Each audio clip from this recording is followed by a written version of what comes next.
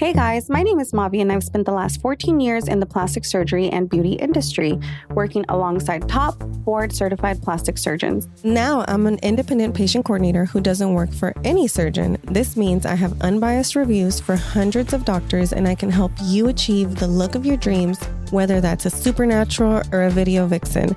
I use my professional and personal plastic surgery experience to help you look and feel your best. Join in on the fun as I talk to plastic surgery experts, friends, and real-life patients about all things plastic surgery. Should be fun. Hey guys, do I have the episode for you today? So I was scrolling on Instagram a few days ago and all of a sudden pops up this page, the Fit BBL. And I was like, who is this? And of course, I went down the rabbit hole and guess what, y'all? She's here on the show with me today and it's going to be so much fun. Brittany, I am so happy to have you on. I can't wait for you to share your story with us and I am so happy to have you. I'm so happy to be here. Thank you so much for having me. I'm super excited. Like, Girl, I know. It's like whenever you meet somebody else who's like really into what you're into, it's so much fun. Yes, it is, especially because I feel like the surgery community was underground for so long, protecting our peace, and that everyone is now seeing like, hey, we can have public pages, we can go mainstream. Like the conversation is building, and I love that for our community. I do too. I love it. Whenever I kind of went on my journey, one of my main things that I was trying to do is remove the stigma or talk about it so much that people would not make a face or disagree and say, why did you do that? Why are you talking about this? Like, just not make it weird. Like, so many women are doing it. We need to talk about it. Especially because women are 90% of the patients that get plastic surgery. You know what I mean? Mm-hmm. Like, we're the targeted market. So there needs to be these conversations around inclusivity and like what the options are for us.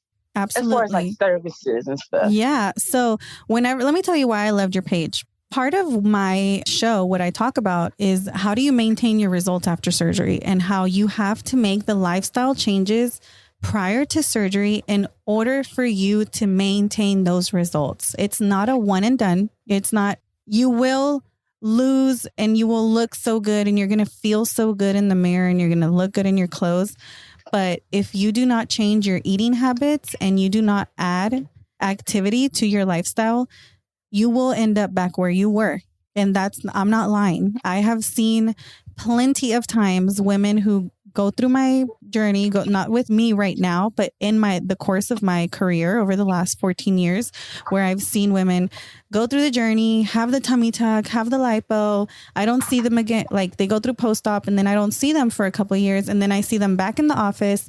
What happened? Now they need liposuction again. Why? Because they didn't change their lifestyle changes. And then here's the thing, you guys, sometimes that fat can't be lipoed.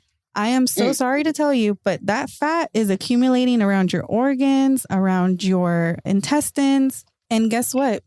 You're going to have to lose it on your own.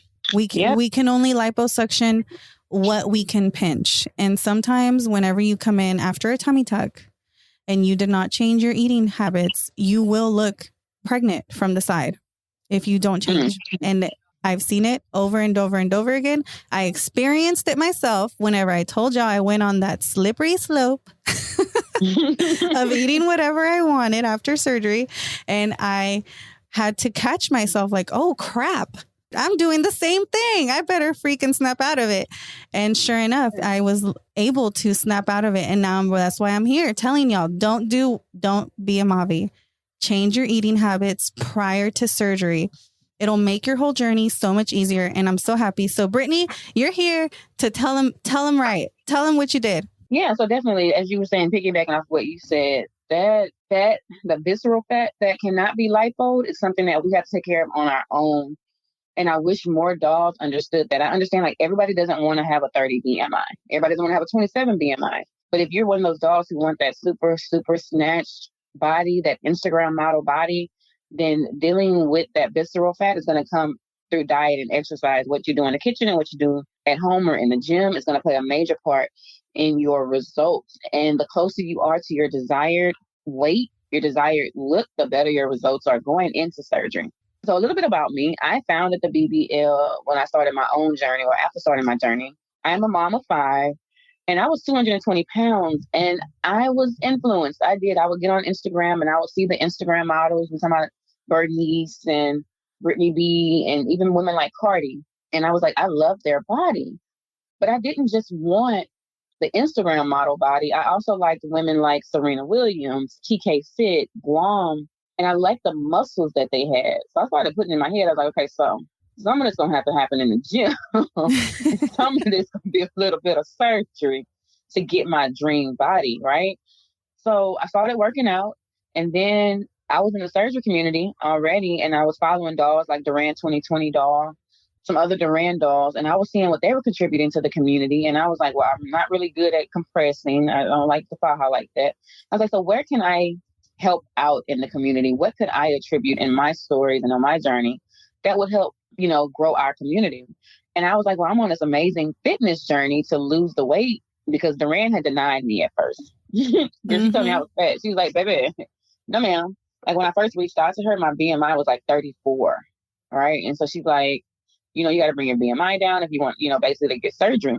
So as I was doing all the things to lose weight, I started sharing it on my page, what I was eating, what workouts I was doing. And it started gaining traction, and people started labeling me as the fitness doll. Like, if you want to lose weight, follow the expensive doll, because she's doing everything right to give her surgeon the best foundation.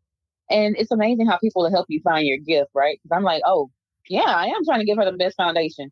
No, I was trying to get that weight off so I can get this to the surgeon. But I'm like, as time went on, and like that became a narrative that I was working hard to give my surgeon the best foundation, it started to make sense. Like, more dolls need to get this. This needs to catch fire, that we really can give our surgeons the best foundation possible.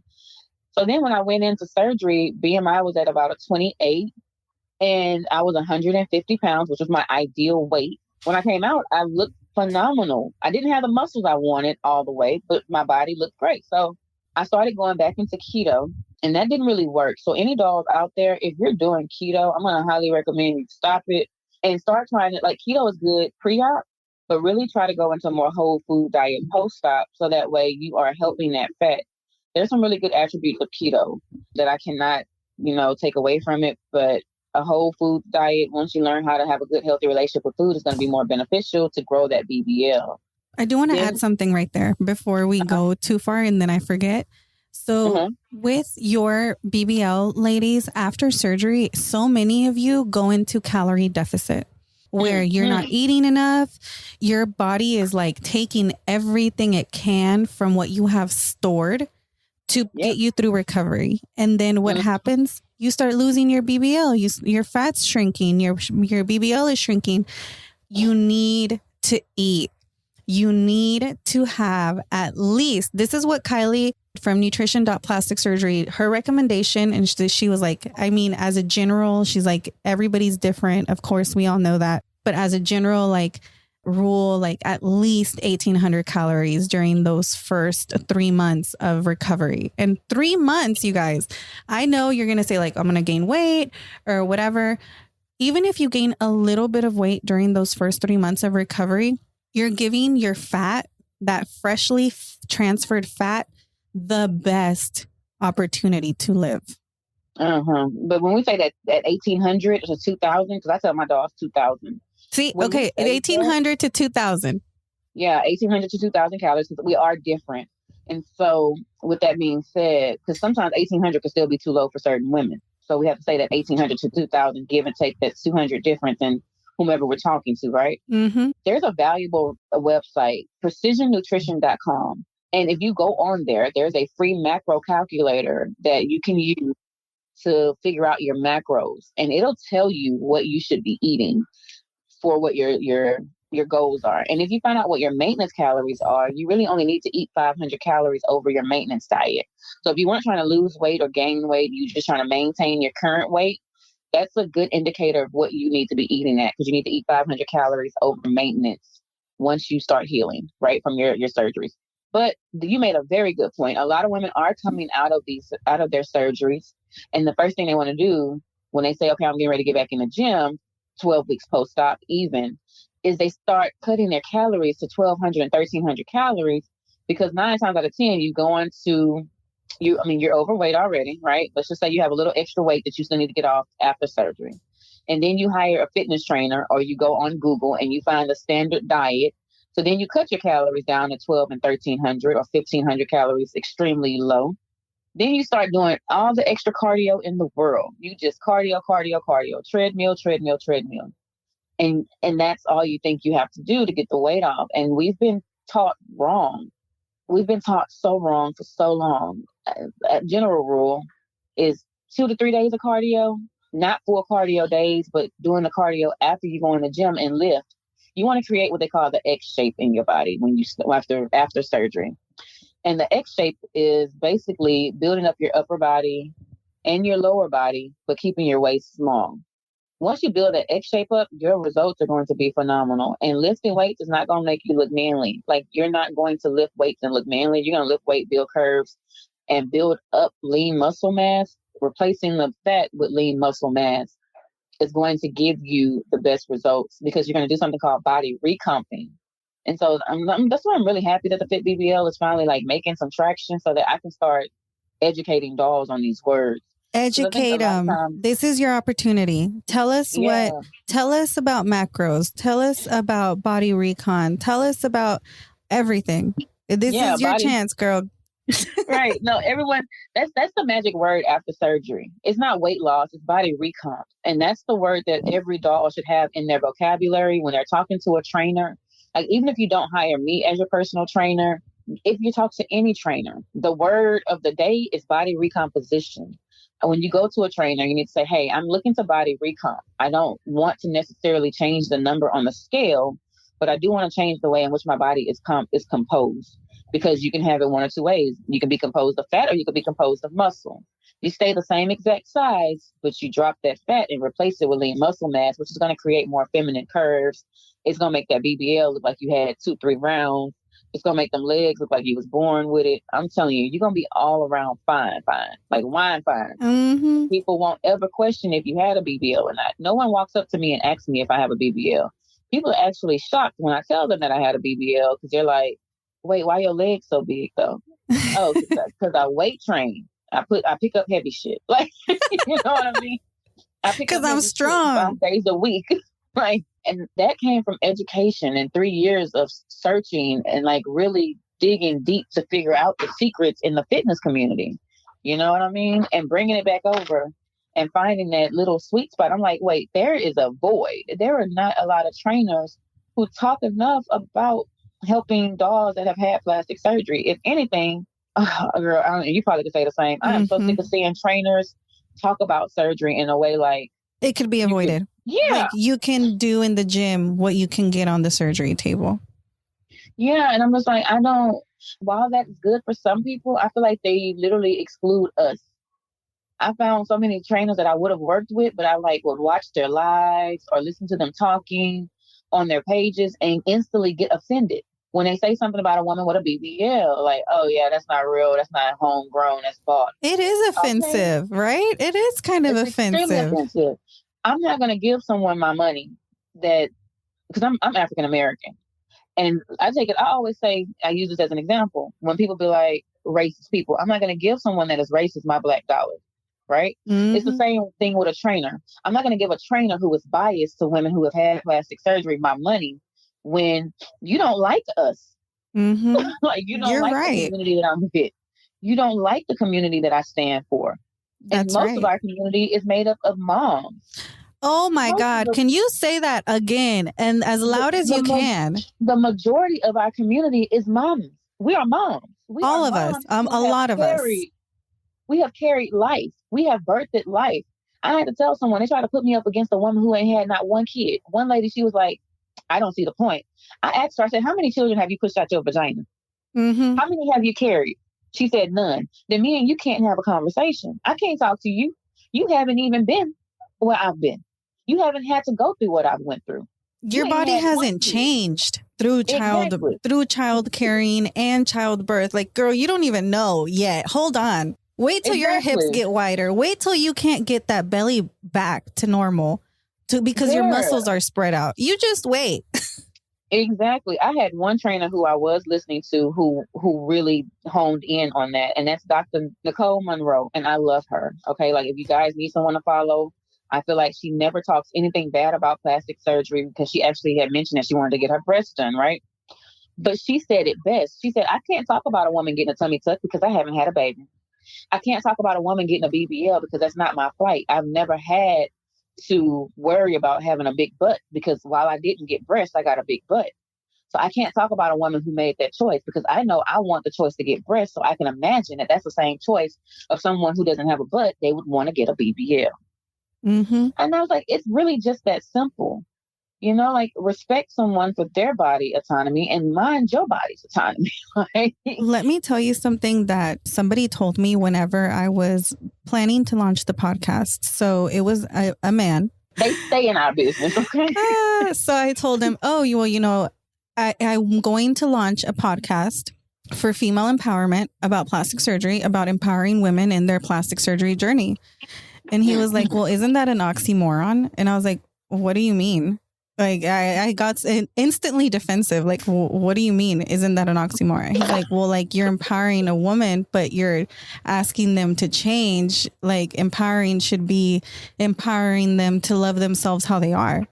Oh, I love when they say that. And I was like, wait, hold on. Like you really don't understand at all any of what I'm talking about because you've never lived it. So you don't understand. And to you, it might sound foreign and weird, but to the women who I serve, they understand because it's a journey. Going through plastic surgery and deciding to change your body is such a journey.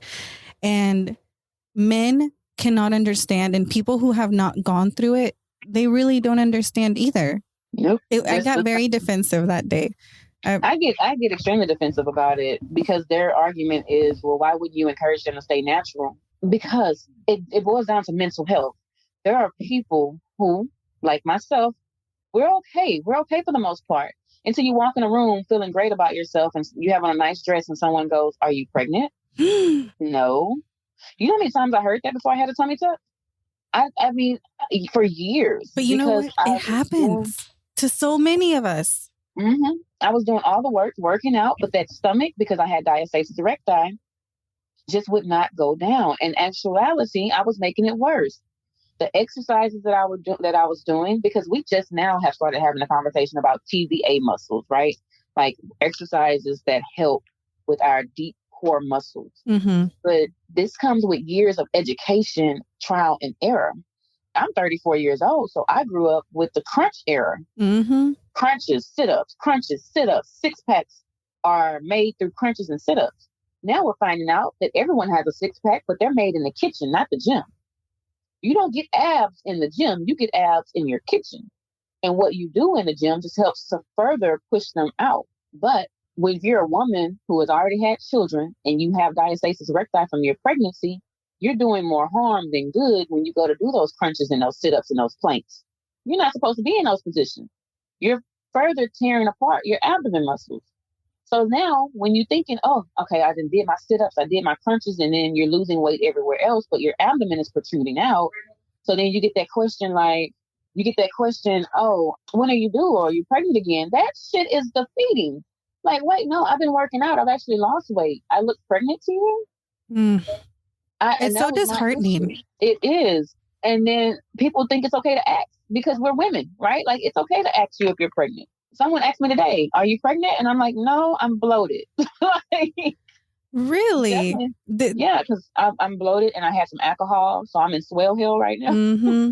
And ladies, Swell Hill is real. Okay. Oh, Swell Hill is real. I had a post on my Instagram this week where it was like, well, post-op week 1. And it's like a drawing of a horse where like at the beginning of the horse, it's like a kindergarten drawing. And then at the end of the horse by the tail, like it's a professional drawing. And I'm like, week 1 is like the kindergarten drawing. Like week 8, you're like in the middle. Like it's showing like form, but it's not perfect. And then by a year, we're really starting to see what it's going to look like. Yes, definitely.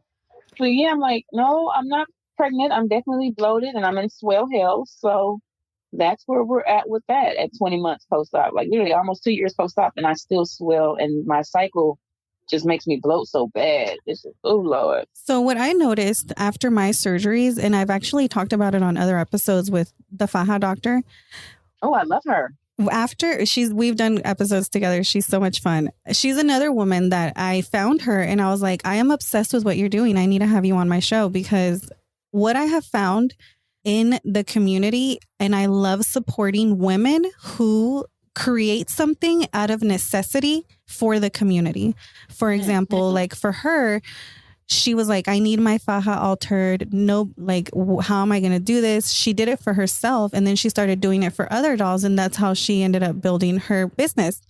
And for you, look, you needed it for yourself. You were doing it for yourself and you ended up building something for the community. And I think it's so beautiful.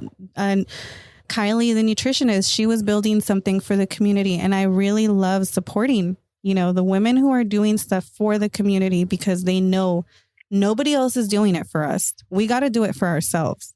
For the ones who are coming, for the ones who are behind us, we are the ones setting, don't be afraid of looking for information and all of these things. We're kind of paving the path. Yeah, because a lot of the dolls before us, there were so many good Duran dolls that I followed, but the community went through a weird period. And I don't know if you were around during this time where we had like Troll Madness and Mean Girls for a while. I think we had Trolls and Mean Girls. Maybe jealousy. There's a lot of jealousy, I feel, and envy when people or women start talking about having plastic surgery, and women who don't want to have plastic surgery, who are against plastic surgery, or who honestly just can't afford it, decide that they're going to be mean to us. Like saying some of these dolls was women that had surgery and they were just mean.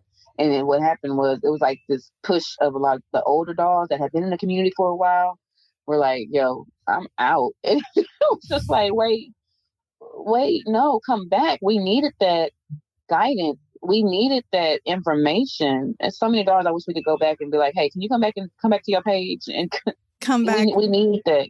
We need that. But I definitely love that there are more pages and more brands popping up.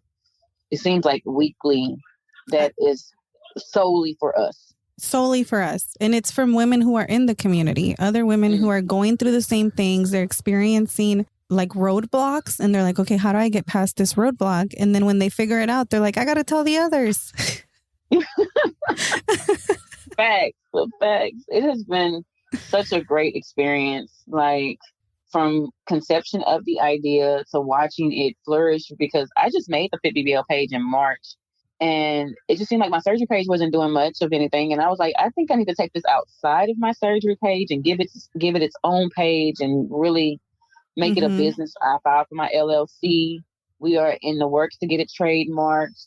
We're just doing everything. I'm now training other women to become fitness trainers specifically around plastic surgery. So I'm starting with women that I know. Wow, that's so amazing. Yes, because it's going to take more than just me. I am one person.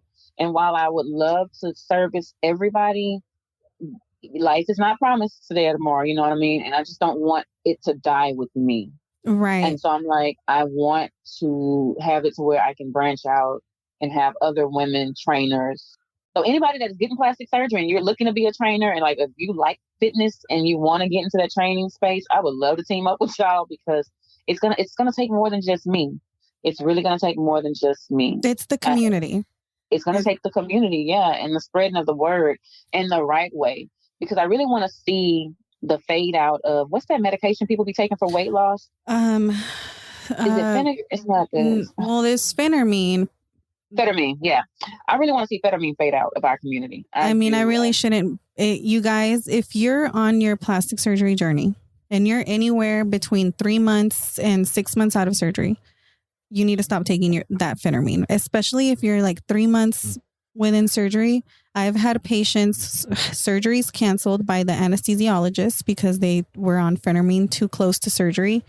And besides that, it's terrible for you. I understand that we're trying to lose weight. I understand. I get it. And sometimes it feels like there's no other way. There's no other solution. but I promise you there is, especially now. If you're looking to lose weight and you're trying to get an aid, it doesn't have to be Phentermine. There's other things now. We've talked about it on previous episodes about what the celebrities are using to lose weight, like Kim and Chloe, to get down to what they look like now. And it's not Phentermine. Yeah, I don't like it. And that was another reason for birthing the Fit BBL. Just seeing dolls that were having the adverse effects of Phentermine, and then dolls who were having heart conditions caused by Phentermine. It was just like, there's a better way. I just really wanted to see the toxicity. With all things, there's good and bad, right? And so the good things about plastic surgery is, yeah, we get confidence and yeah, we feel great. But in that mad dash to get surgery, we're not giving ourselves enough time. The Fit BBL is here to say, hey, I need you to give yourself a year. Before you go get on that table, I am highly recommending you give yourself a year. Well, why a year? I want it tomorrow. You do want it tomorrow, but you didn't lose the weight to get it that tomorrow, because you need to lose weight to get down. And I want to know that you're going to lose the weight in about 6 months and then keep it off for 6 months, the way you give yourself healthy habits. The last thing you want to do is plan a surgery 3 months out, and then after that, you're going to go right back to the way you were doing. Yeah, to what you were doing before. Yeah, and then you're back on the table. I really don't like the second round. It's not even second round. First round, cool. Second round, cool. That third, fourth, fifth, sixth, seventh, eighth, now you're just becoming a habit. You're like, I don't like that culture. I don't like that culture. I agree. That narrative. I agree. And let me tell you, ladies, part of what I try to do with you whenever you come with me, whenever you come talk to me, you get a consultation from me, what I try to do is figure out like, okay, what look are you trying to get to? For example, a lot of women will say they want a tummy tuck BBL, and I have to find out like, okay, which one of these is your priority? If it's your stomach, or is it your butt? Or is it your stomach and then your butt? Because if it's your stomach and then your butt, we can combo. If it's only your butt and like your butt is the most important thing, we can separate it. But most of the time, when you have like a multiple procedure wish list, we can break it up into 2 surgeries and get everything when we plan properly.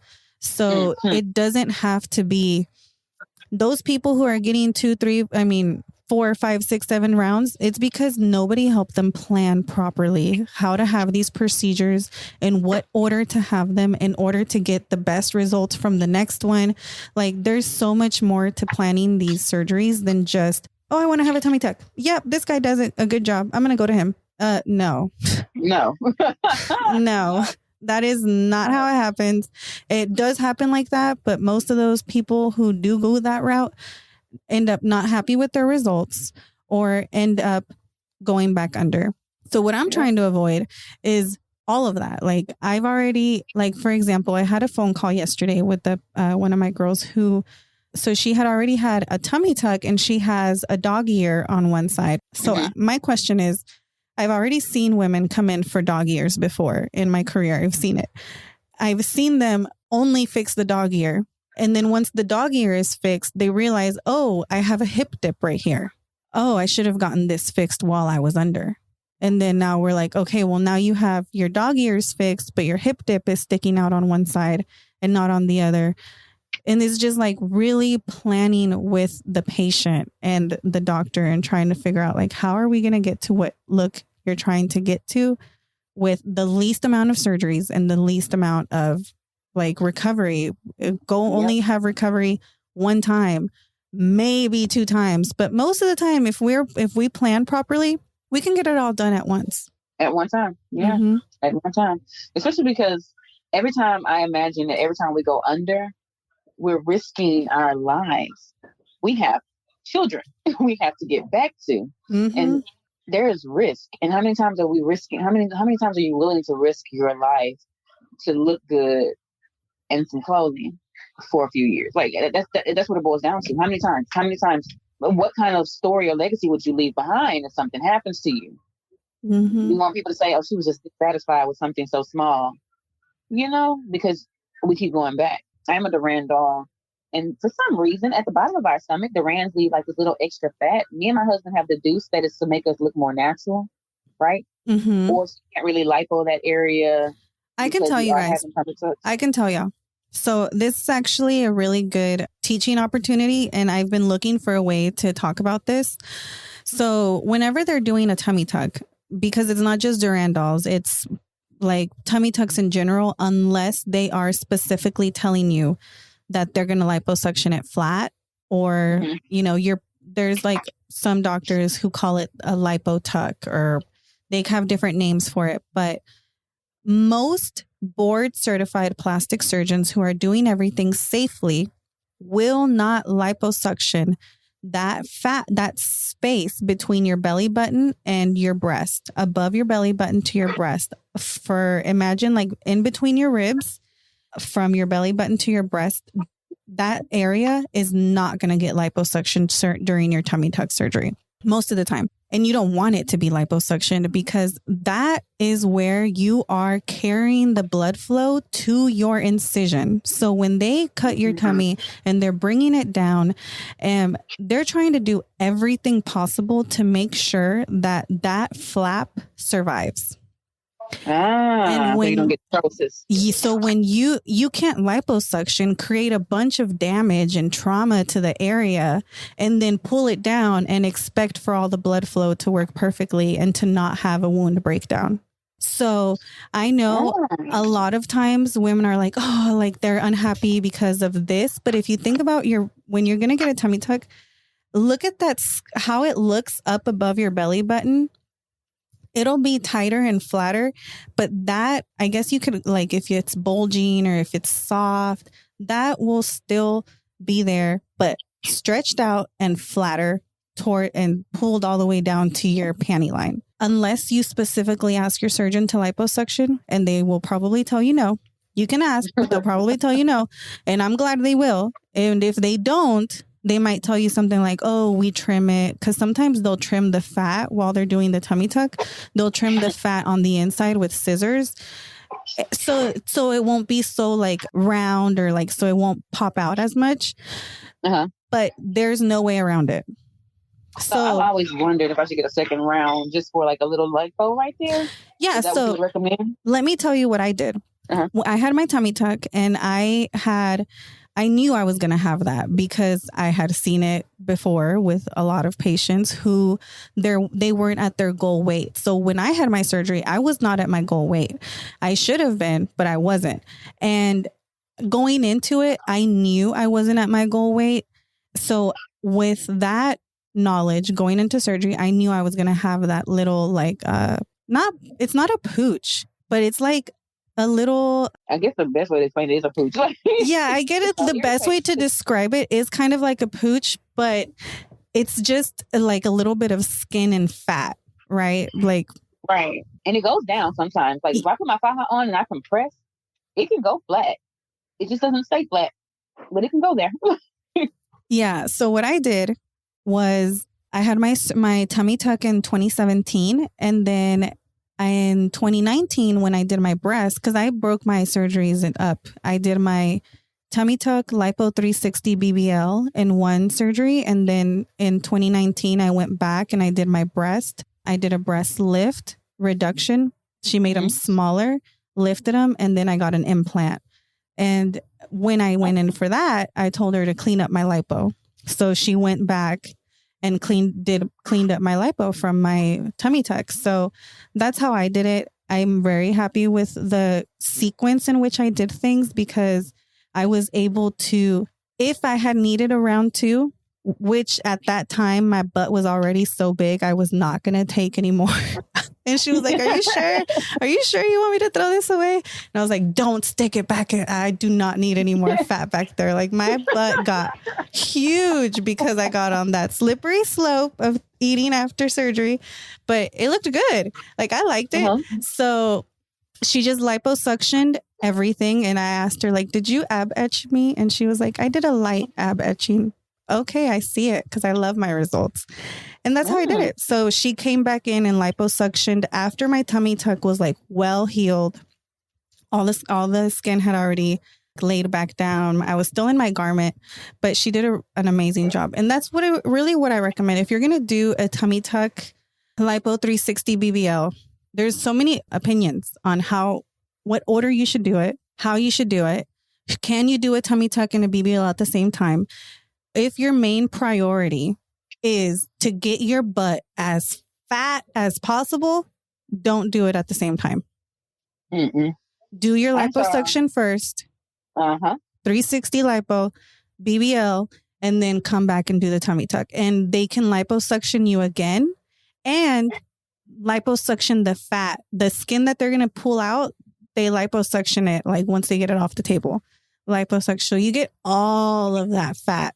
And then you can do your round 2 BBL. Nice. Yeah. And Okay. there's another option. So if your BBL is like an afterthought, if you're like, my main priority, like for me, my main priority was my stomach. Like I need to get my stomach flat or back to normal.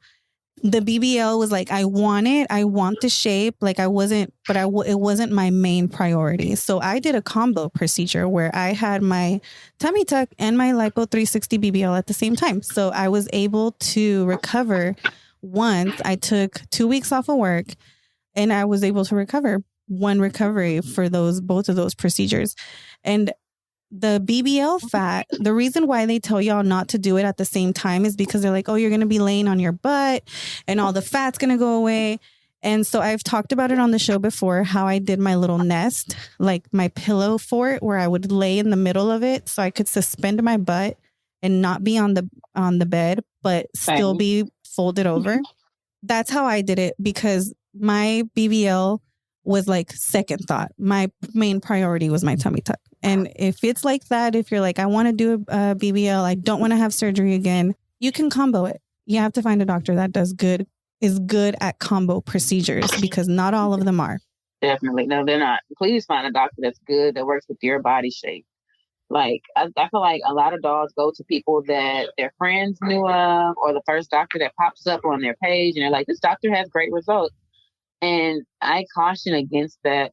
Yes, take advice from your friends and family members who have had plastic surgery, but look beyond their results and look into other people with different body shapes results, because then it might shift and change your mind on that doctor. Like really, really do some research. My sister is a Cabral doll, and in my mind, I just knew I was going to be a Cabral doll.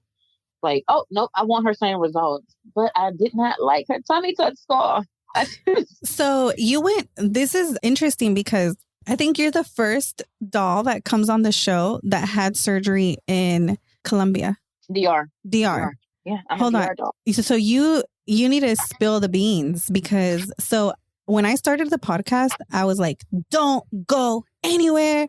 Like, y'all better be having surgery here. It's so unsafe. Like, because I was seeing all the shit that was coming through the office of like people coming back and they're having all of these issues. And so I kind of came into the podcast knowing all of that, like what was going into the hospitals. Like, for example, y'all don't know that from Brownsville to Dallas, Texas, none of the hospitals would take a patient who had surgery on the other side of the border, was having terrible complications, and no hospital would take her. Wow. And the only reason I know is because they called me to try to get me to help them find somebody that would take them. They ended up coming to Conroe, Texas.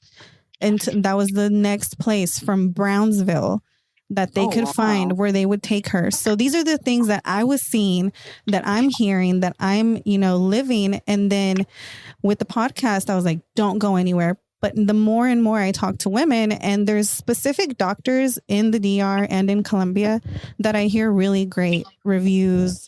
I hear really great results from, and all of their dolls are always so happy. So I'm so happy to have somebody. So spill the beans. Okay, so a way to get around that, when I started planning my surgery in the Dominican Republic, I heard about the horror stories of women coming back to the States and not being able to get servicing and being told to fly back.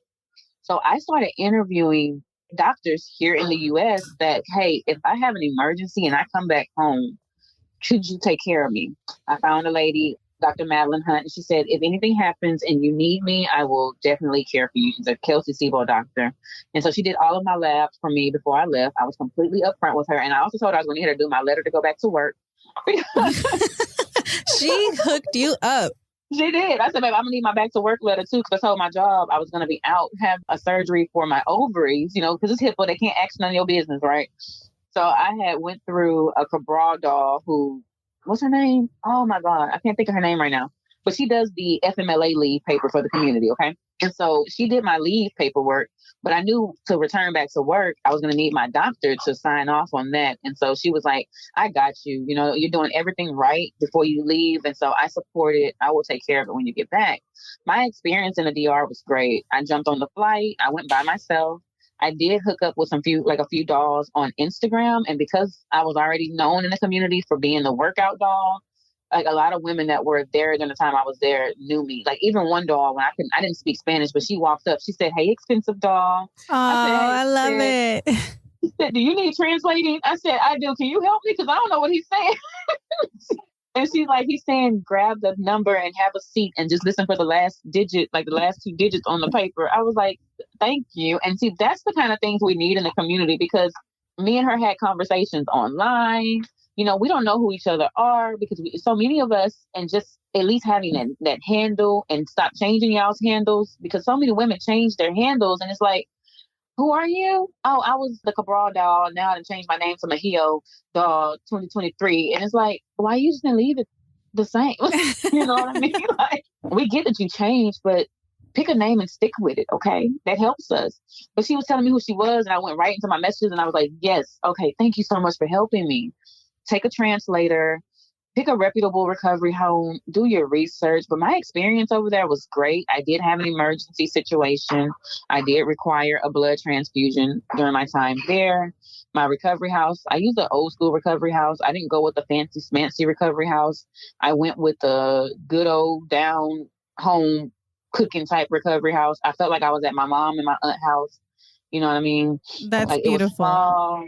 It didn't have all the fancy smancy, upgrades that people look for in recovery homes. I wanted to feel taken care of.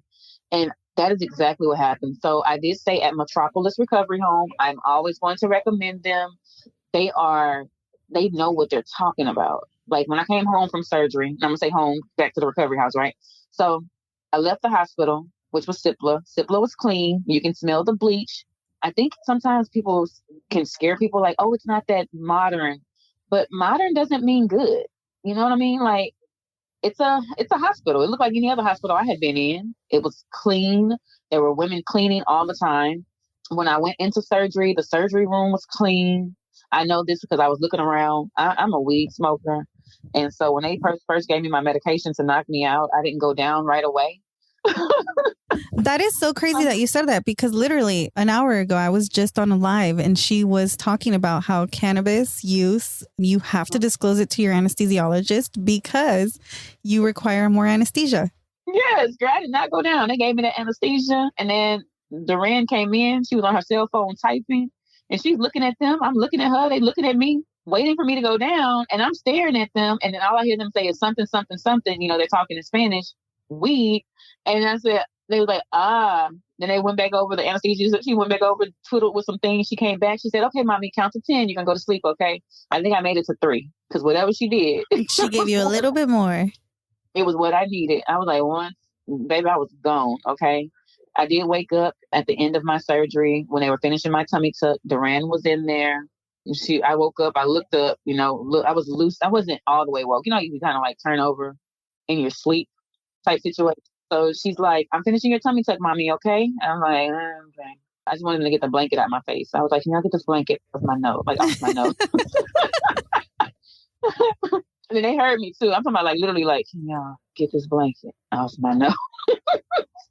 And they moved the blanket and I knocked back out. When I came to, it was like a horror film. I'm not going to lie to you. I was in the recovery room with like 6 other women, and they were coming out of the anesthesia. And baby, that pain, I guess, was starting to kick in. And they was having it, okay? They was not having it. One girl was screaming. I woke up. The anesthesia makes you throw up for some people. I woke up and started vomiting. I was like, why I had to be the vomiter? Why I couldn't be a screamer? I woke up vomiting. I was just like, they was not going to make it fast enough before I could even get the words out. It's like I opened my eyes. My stomach was like, oh, we woke, cool. Like, bleh, bleh, bleh. I couldn't even get the words out and I'm going to throw up. They cleaned me up immediately. I went back to sleep. When I left the hospital and moved into my recovery home, the recovery home owner was getting ready to leave. She had her purse on her shoulder. She had her bags. And she's like, all right, I'll see y'all tomorrow. And she looked at me and she said, Mommy, you don't look too good. I said, I'm okay. I'm just, I'm in pain. I just had a BBL and tummy tuck, ma'am. I feel like a truck has hit me. And she's like, no, no, no. You look worse than surgery. You look like something is wrong. And I was like, no, I'm fine. I was just like, some medication. Girl, she put that purse down. She put them bags down. She kicked her shoes off and she just sat there and stared at me. And she was like, nope. No. So they gave me liquid iron to drink. She gave me my medication. She got food from me, made sure I was drinking water, but she did not leave my side. And before I knew it, an hour after that, I passed out. She was right. I was not okay. My hemo level had dropped and I needed a blood transfusion. So I was rushed back to the hospital. Now that is where I had the worst experience of my entire time in the Dominican Republic, going back to the hospital. And I'm going to be transparent because it just has to be said. It is better if you have I guess I should have had my overnight nurse with me. And I'm going to say this, and I need to put this on my page. Hire your overnight nurse for an additional night, just in case. That is one thing that I wish I would have done. I wish I would have hired my overnight nurse for an additional night, just in case, and been okay with losing that money. You know what I mean? Mm-hmm. Like putting her on retainer, just in case, because the next night I was in the hospital and I had nobody with me. And so I was treated a little different, in my opinion. I am Colombian, so I was able to call home and get my family to translate because my Spanish is not that good. I am a Houston-grown Colombian, and everybody else spent time in Colombia. And so they all speak Spanish, and I don't. And I just have not learned it because I'm lazy, okay? So I called home, and my brother and sister was able to translate for me. And we got it all situated. But the treatment was definitely different in the moments that I was in the hospital. It's like I almost had to beg for care in those moments, waiting for my blood transfusion. Because I didn't speak Spanish. So it was like, oh, she's not talking to us. So clearly nothing's wrong. I finally got an overnight nurse, or I finally got a nurse because my recovery home called to check on me. And they were like, how are you? What's going on? And I told them, I'm like, I don't like the way they're treating me. And the recovery house sent me a nurse. And so that's why I'm always going to say, like, Metropolis Recovery House is definitely has so much respect in my books because they sent me a nurse. And then it was better after somebody was with me, because the nurses in the hospital, they're there to just do other work. It's like they're there to work, but they're not there to be your personal one-on-one nurse. Does that make sense? Right, right. They're there to work. And I feel like when we're in the US, when we have a nurse, it's like our nurse. Like we have a call button and we have personalized nurses that are going to come in and take care of you. It's not the same overseas. You're sharing that nurse and it's only a few of them. And they're not really at your beck and call. Like we don't get that same hospitality that we get in the US when we're over there. That's the only thing that I hated. Other than that, when everything was smooth, everything was good. Everything was okay. Got my blood transfusion. They gave me an iron transfusion. They sent me back after 24 hours in the hospital. My doctor did come and check on me when I was in the hospital getting my transfusion. Like, I know a lot of people like, oh, I had a blood transfusion and my doctor never came back. No, Duran came. She came. She fixed my positioning in the bed. She checked my tummy tuck scar. She was even like, I don't know how this happened. Like it just happens sometimes, because my hemo level was good coming out of surgery. I started in surgery at 13.5 and came out at 9. But when I went back, I was low at 7. So it's like that little drop from 9 to 7 took me out. It was not, I could not handle it. I could not. I needed that transfusion for real. I felt like hell. It felt like shit. But yeah, I'm like, I know we get a bad rep. Like a lot of stuff happens over there, but it's because it's a mixture of things, right? Like it's dolls not being honest. It's dolls not properly taking care of themselves because they're in a rush to stand back up straight. Also, the whole taking medication with you to the Dominican Republic, don't do that. Yeah, mixing narcotics is not good. The medicine that they give us is strong enough. I don't know what these people was talking about in the past, that the medicine wasn't strong enough, but I felt like the medicine they gave me was strong enough. And I also was told when I was over there that like bringing handlebars and stuff, like pills from the US, and mixing them with the medication they give us over there can have, it can have a chemical reaction. You can kill yourself. Yeah. I didn't even know people were doing that. Oh, you didn't? Yes. And so that's why I'm talking to these dolls, because people are doing that. I was told to, when I traveled, and I'm just again being transparent, I took about 5 pills with me. And that's because they were just like, the medicine over there is not good. But when I got there, the first thing they said is, do you have any medication with you? Because we're going to be giving you medication that's going to be the same as the medication you're bringing. You're going to have a chemical reaction and you kill yourself. We had a dog die that way. There was a dog that OD'd about 2 years back because the recovery house said they gave her pain medication and she went in her bag and took more medication. And Wow. then the medicines reacted and she died. Wow. Wow. So let me tell you, this is so new to me, like the Dominican Republic and traveling to Colombia. Not that it's new to me, like I've known that women have been doing it for a long time, but it like the ins and out of it is new to me because I've never had to experience it or walk somebody through that process. And one of the main reasons why I was always so cautious about traveling out of the country is because like here in Houston or like in the places where I've worked, and I've worked at like one of the places that I worked at had 8 doctors, at like 8 board certified plastic surgeons. And everybody knows everybody's business. You know, like everybody talks to each other. All of the assistants talk to each other. Like if anybody is having a complication, we all know about it. Like it's very hands-on. And blood transfusions is something that I did not see, hear of, have happen often. Like that is something to me that it's like, oh shit, you had a blood transfusion. Like that's, I wonder what happened. Like what's going, because here, like you don't really hear about it. Like at least with the doctors that I work with in Florida. Oh, really? It's not common?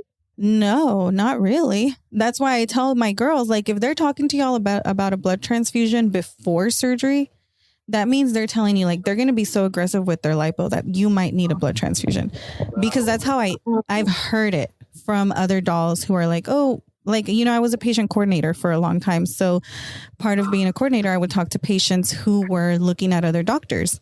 And one of the things that I heard was, oh, well, this was for Florida. This lady was going to go to this doctor in Florida. And she was like, well, I'll go with you guys. I'll pick you and your surgeon if you throw in the blood transfusion too. And I was like, what? Huh? What are you talking about? And I like put her on hold and I was like, what the hell is she talking about? Like a blood transfusion? I even asked my surgeons, like, what, do y'all know any of, like, do we do this? Like, I've never heard of this. And they were like, no, why would she need a blood transfusion? Like, why are we talking about a blood transfusion before we even have the surgery? So then I was like, okay, I got back on the phone and I was like, hey, like, why do you need a blood transfusion? We're not talking about cell saver. Cell saver is something different. We're talking about a blood transfusion, right? Like after surgery, you need a blood transfusion. Yeah, after surgery. That's common in the Dominican Republic. It's common. It's a common thing. Like they take the money up front before your surgery. Yeah. You So put the blood on hold. Okay. Yeah. So that's the thing. Like over there, that's very common. Here, it's not. Like that does not happen often here. So that's kind of one of those things. Like I wonder, why is it so common over there? And it's not that common here. And what I think it is the aggressiveness of the surgery or the amount of surgery that's being done at one time. Because when I have experienced it here with the podcast, and I get to talk to so many women every day, like I get to hear about everybody. What's everybody doing? So now that I'm not like blocked into one specific surgeon, I get to hear everybody's stories. And there was a doctor here recently who had their patient needed a blood transfusion. And while she was at the hospital, she was calling me, telling me about it. And I was like, whoa, I wonder what happened. And then she mentioned to me the amount of like the procedures that were done. She had a tummy tuck, lipo to the flanks, back, lower back lift, and bra line lift. Oh, yeah. So I was like, maybe that was too much surgery. Like, how did they did? Oh, he added it last minute. So all of this, like blood transfusions, whenever I talk on the show and like stuff that I talk about on my Instagram, if they're talking to you about a blood transfusion before surgery, I usually say run. because why are we talking about a blood transfusion before surgery? Like, we shouldn't be doing anything that would get us there. And sometimes when I know, and I talked about this on a previous episode that I haven't released yet with two of my plastic surgeons here in Houston, that what we talked about is that there's, we as patients have these expectations of what the doctors should be delivering, like, I want to look like this. One of those things is like, I want no fat in my pinch. Like when I roll my fingers in between, like pinch my skin, I want there to be no fat there. And that's something like I hear that all the time. Like, girls tell me that. And it's pushing the boundary of what's safe. So you can really tell, this is a little insider trick. You can really tell when somebody went to somebody who did not do really good liposuction, because you can see everything underneath the skin. Why can you see everything? Because they didn't leave that small, thin layer of fat that you need in order for your results to look natural, because it hides the cannula marks. It hides any like unevenness. It hides it. So the envelope is being pushed to remove as much fat, like make me like as snatched as possible, take as much as you can. And we're really pushing the envelope of what's safe. And I don't want to say that it's the patient's fault or the doctor's fault, but it's like, we're both kind of, the patients are pushing for more and the doctors are trying to please us. Yep. Because you're going to bring me the money. You're asking for it. And at the end of the day, that's where the education comes in at, though. Yeah. I'm so happy that you have this podcast. First of all, let me say, I am so happy that you have this podcast. A lot of women have been talking about it. Like I told my husband this morning, I said, she has a podcast, right? Like surgery dedicated podcast. I just want you to know you have a new listener. I'm going to be listening all the time because we have been needing this. I'm ready for us now to all come together and put together our own conference, like a plastic surgery conference where dolls can come. And we have like these vendors that sell fajas and stuff. Yes, I am ready for that. I've been talking about that. It would be like my dream, like to have, how the doctors have their plastic surgery conference, for us to have like a conference for the journey, like helping women. I'm in Houston, so yeah, girl, we can get it popping. We can get it popping. Let's talk after this. We need to set something up because I have dolls ready to go. Duran 2020 dolls, CEO First Lady. Like, there are dolls who want that. And then, girl, what? Yes, we can have a brunch and everything. We could do it here. Okay. If you're here in Houston, you guys, if you're listening to this episode, go follow the Fit BBL, step 1. And then step 2, if you want us to try to plan something together, and it doesn't even have to be a big thing at first. Let's baby steps. I know we can get there to something huge, but maybe we can set up like a brunch somewhere where it's nothing but like plastic surgery dolls. We could do fajas if you need to talk about fajas, if you need help finding a surgeon, if you need a workout, like we got it. We can take care of you. We have enough women. And the lady who does the BBL encyclopedia, she could come out because women need encyclopedia. Girl, don't get me started. And I have friends that put together events. I have event planner friends, and I have a friend that owns a club. So we literally can throw a girls' weekend. Let's do it. I'm so ready for this. I've been wanting this. And so, yes. Let me tell you something. I can't tell you how many of my girls after surgery are so ready to get out and just like, it's not like I want to get out and like show off, but I'm so happy and I'm so excited to get dressed. Like, where can I go? What can I do? Where can I get myself into? No, for real, that's me. Girls' nights, because you want to put on the new clothes, you want to throw on the dresses, you want to show your body. Yeah, you feel good. Like, especially because this is a new level of confidence I haven't had in a long time. Yes. Like, can't nobody tell me shit. And we're just being real. You can't tell me anything. I don't need no one's opinion on shit. Because I know I look good and I feel good. Even if you don't think I look good, like I think I look good. And that's what matters. Yes. And that's the kind of confidence I want my clients to walk away with. That's the kind of confidence that I want to inspire other women to get on this journey. Like, the big booty is cool. The small waist is cool.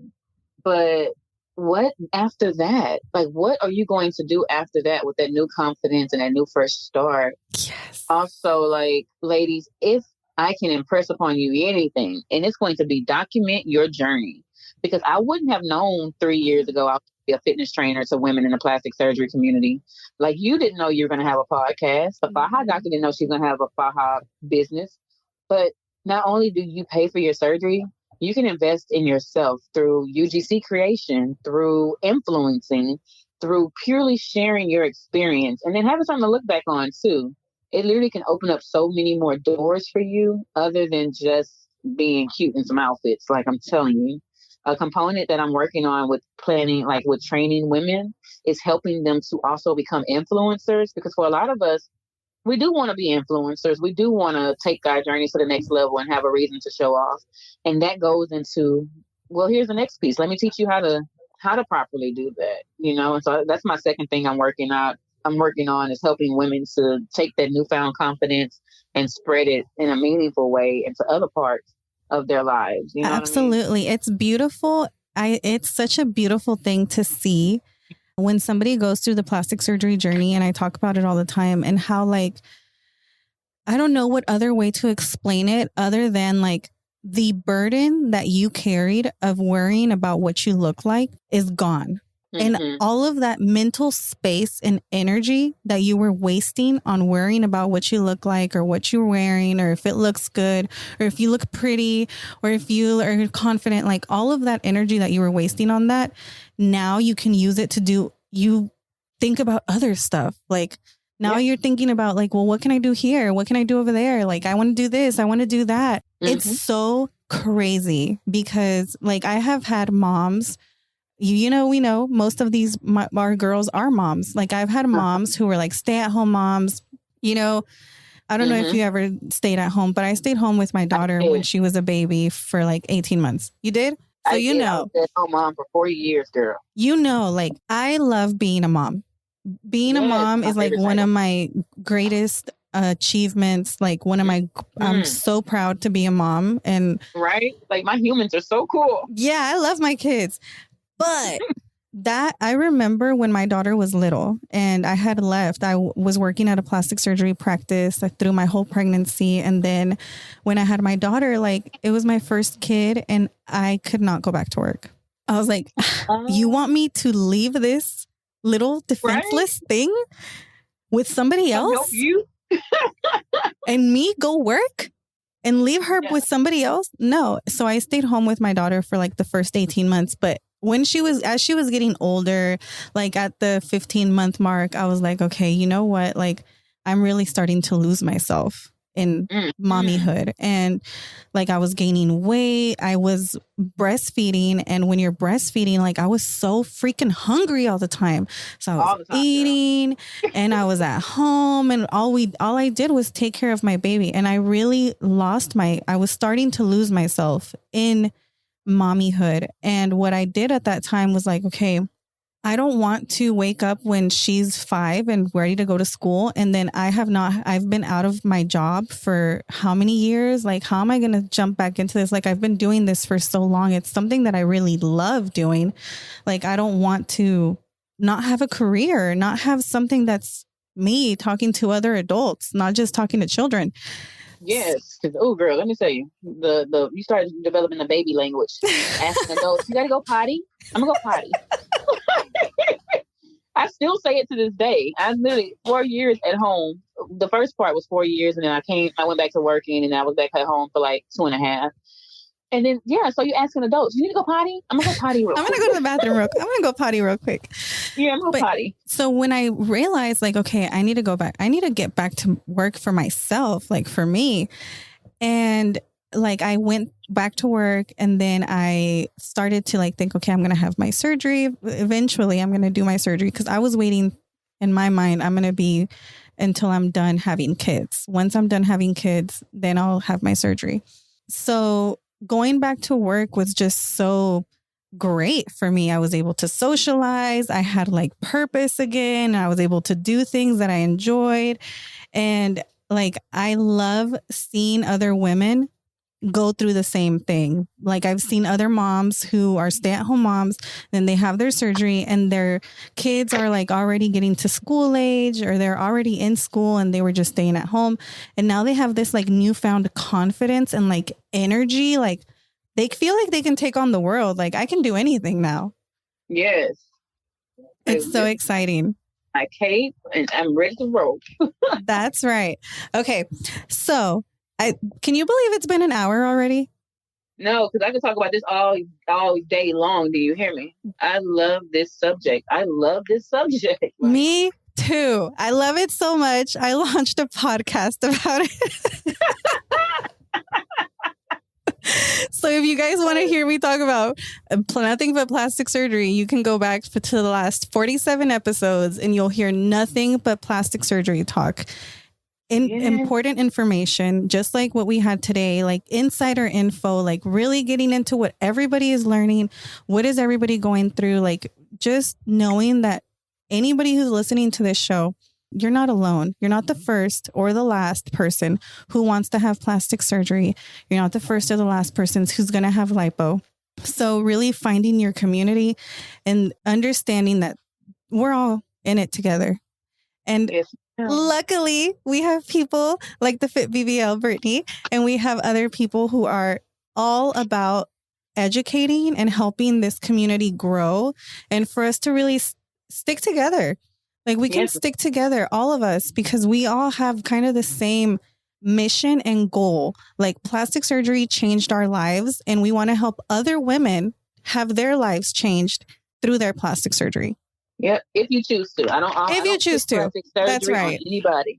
Because that's another thing too. We get that negative stigma that you're promoting women to change their bodies. No, she already decided to change it, and then she changed it, and I'm just here to help.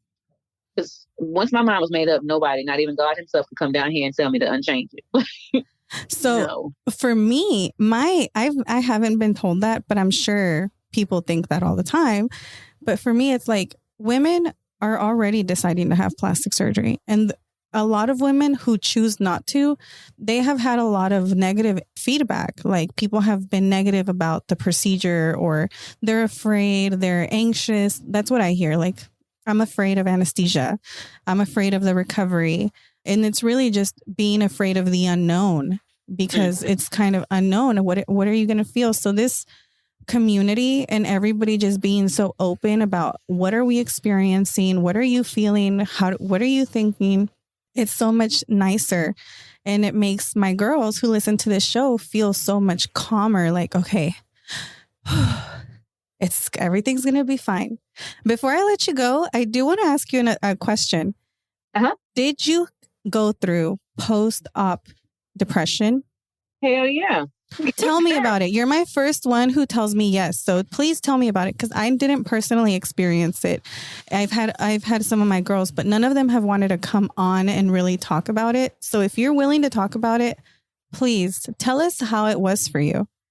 Yeah, I definitely had the post-op depression. So it was kind of similar to when you get the baby blues, the expectations, right? So, and then the helplessness for me, if you're a woman who is used to doing things for yourself, and especially us moms feeling handicapped. Like my baby was 2 at the time and he wanted to be picked up and I couldn't hold him the way I wanted to hold him. You know, I'm like, no, mommy has to sit, you have to sit next to me. And then looking at him cry, like that was annoying. You know? And then when I needed errands run, husband was helping as best he could, but I could see kind of the weight weighing on him during the time that I had to come home and do a little more recovering, you know? Not being able to just get up and go as I wanted to. That was depressing for me. I wanted to run to the store, but I couldn't drive just yet. Or I was having a hard time. I have a big truck. I have a Traverse. And just like that boppy pillow. And it was just all irritating to me. I do not like being in my faja because I have, I don't like tight things on my body. Like super, super compressive things irritate a little bit. At least it did. Now I can deal with it. And so being in that faja and in that garment, also just being swollen and feeling miserable. I don't like to be sick. And so being so swollen for so long was irritating to me, going through the massages and the draining and seeing your body not necessarily be as snatched immediately because you're so swollen. It starts to weigh on your mental a little bit. Also, I don't come from a perfect family. Like my family is extremely negative. Not all of them, but like I have negative ass cousins, right? And I went around a cousin and she was just like, you look better before the surgery. And while I always say like, you know, don't let people get to you, it kind of made me mad. Like people trying to judge your results for you before you're all the way healed. because people are expecting, oh, you went and had surgery, so you're going to look good tomorrow after surgery. And not realizing, like, no, you won't see your final results until about that.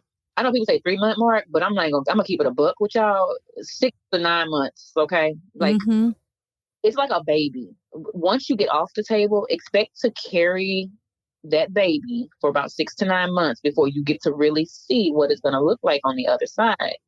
Because I had that expectation, like, oh, once the swelling goes down in a couple of weeks, I'm going to look great. But my results didn't really start popping. And I mean, like popping to about 6 to 9 months of, consistently compressing and eating healthy and working out. Did I look better? Yes. But did I look the way I was expecting to look coming off the table unrealistically in my brain? No, I didn't. And I didn't even feel like it. And so it's a learning curve in the beginning. So yes, I definitely went through the post-op depression. And I talked about that heavily during the time, because the body dysmorphia, if you battle, and a lot of us do, being honest, right? That body dysmorphia and that comparison, because we're all on social media. And if you're in the surgery community, you're comparing yourself to other dolls who you feel like, oh, her progress went like this, so mine should too. And that's not the case. We all heal differently. We're all different. And so depression got me. It reared its ugly head. And I got it under control through exercise and sleeping and having realistic expectations of myself. Also talking to other women in the community, like, hey, did you go through this with your belly button? Like, I had a belly button issue for a minute, where it's like the skin on my belly button looked like it did not want to heal. And like I still had stitches, and the stitches started coming out of my belly button, and that scared me for a little bit. It was nothing serious, but in my mind, it was serious at the time because I had never experienced it before, and I didn't know anyone who had. Like, why is my belly button doing this? So that brought depression. And you know what? I wonder if you had been told prior to your surgery, hey, you're going to be out of commission when you come back.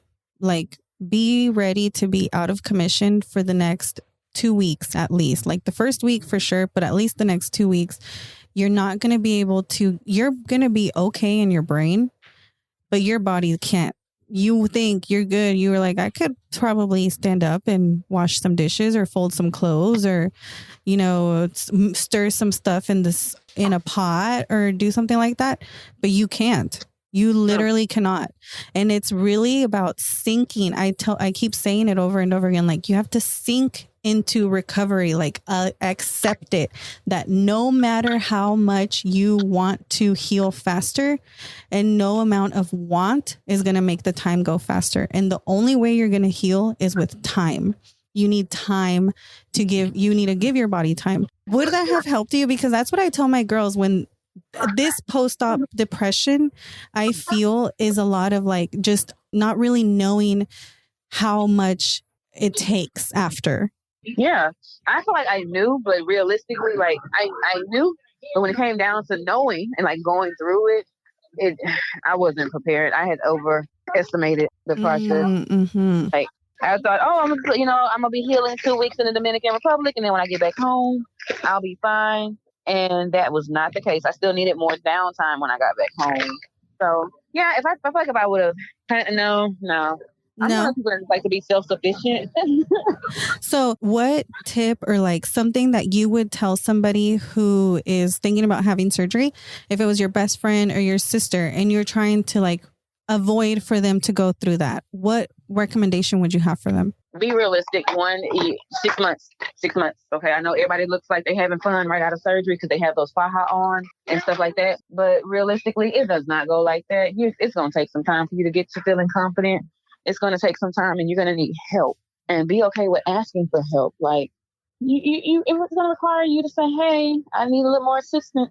It's so funny you said that, because I literally was talking to one of my best friends who's thinking about a tummy tuck, and I'm like, you have to get the support in order before you go. You have to get the support in order before you go. You absolutely have to, because that's really what was depressing to me. I just felt like I needed more support. Even though I stayed 2 weeks in the Dominican Republic, once I came back home, I thought that was all the time I was going to need, but I needed more support for that entire first 4 weeks, because I am a mom. I have 5, like, oh yeah, 5 and varying 8. How old are your kids? So now they're 19, 12, 11, 8, and 4. But when I went 2 years ago, 17, 10, 8, 6 and 2. Like I needed more support. Yeah, definitely. Like my husband needed a support system. He was missing his other half. Yeah, and he did a fantastic job. He really did. But there was just times where I'm like, we need another hand around here. Oh, that's great though. I love hearing about supportive husbands. Oh yeah, he did all my massages too, girl. Like when I came back home, I did not hire a massage therapist. He took care of all my post-op massages. Dang, he took it to the next level. He's setting the bar high. Yeah, like he did all of my post-op massages, and I didn't have to worry about not one. Well, that's sweet. I love it. Okay, so now that was the last question I wanted to ask you. I have to run. I have to go. Okay. But I'm so happy I was able to have you on the show today. You are an inspiration. You're amazing. I'm so excited for what's to come for our community. I feel like the more we band together, the better. And I'm just so excited because you guys, y'all know I have a dream of having patient coordinators, a web of patient coordinators around the world that help you get to safe surgery and have a good recovery. So this is just like pushing me even more because I know that there's so much information out there and there's so many women who want to help other women succeed. And I love to see it. I'm so happy to have you, Brittany. And I can't wait to see what trouble we get into. Oh, baby, it's coming. I cannot wait. I look forward to it. So I'll hit you later so we can finish talking. That sounds good. Okay. I'll see you guys next week. Bye. If you enjoyed this episode, please go on Apple, write me a review. It's the best way for other women who are just like you, who need help, who are looking for information, valuable information on the internet. This is how they're going to find it. So go on Apple, give me a 5-star review if you love this podcast. If you want to support the podcast, the best way to support the podcast is through the website. If you need help through your journey, if you need help finding a surgeon, if you want to join the membership, if you're looking for Bruise Juice, you guys don't sleep on Bruise Juice. Y'all know I have my Bruise Juice 30 coupon code for y'all to use if you're having a BBL, if you're having liposuction, if you're having a tummy tuck, if you need to be using Bruise Juice all over your body. Stop using those other brands that are not tailored for your post-op recovery. Bruise Juice is formulated for your recovery. It's amazing. It nourishes your skin. It helps your fat transfer live. Don't sleep on Bruise Juice. Bruise Juice 30 is the code. And don't forget, new episodes every Monday. I'll see you then.